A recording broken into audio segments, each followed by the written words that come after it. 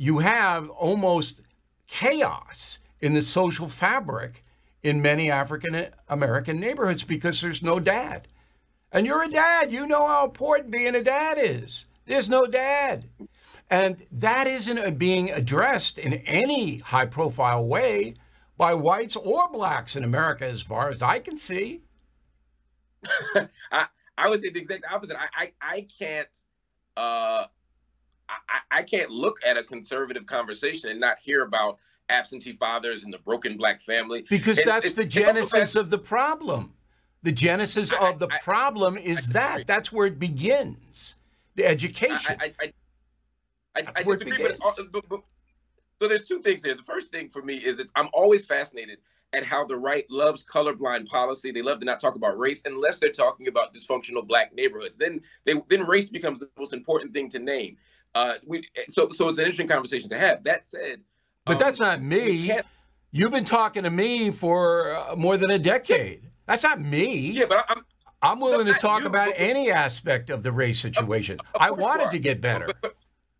Right, and in the same way that when we're talking about black people's fear, we're not talking about me. We're talking about the broader world who aren't as wise as you or I, Bill. But the idea here is, one, the source of black fatherlessness, as we talk about it, is not, again, we have to talk about those sources. It's easy to say black fathers aren't in the house, but many black fathers who aren't in the house or near the house aren't there because of joblessness. They're not there because of mass incarceration over the last 50 years.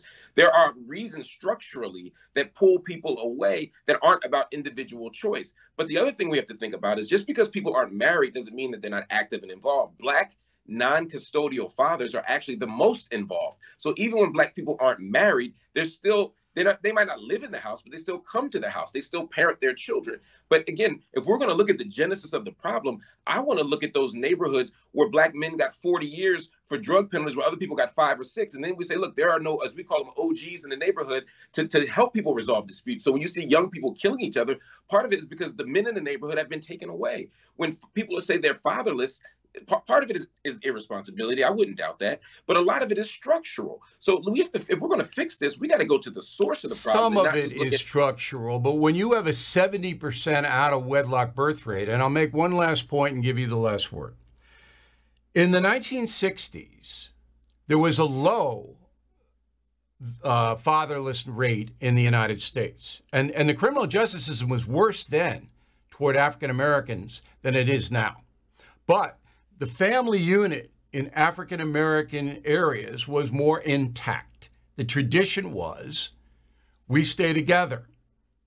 And the crime rate for African Americans in the 60s was much, much lower.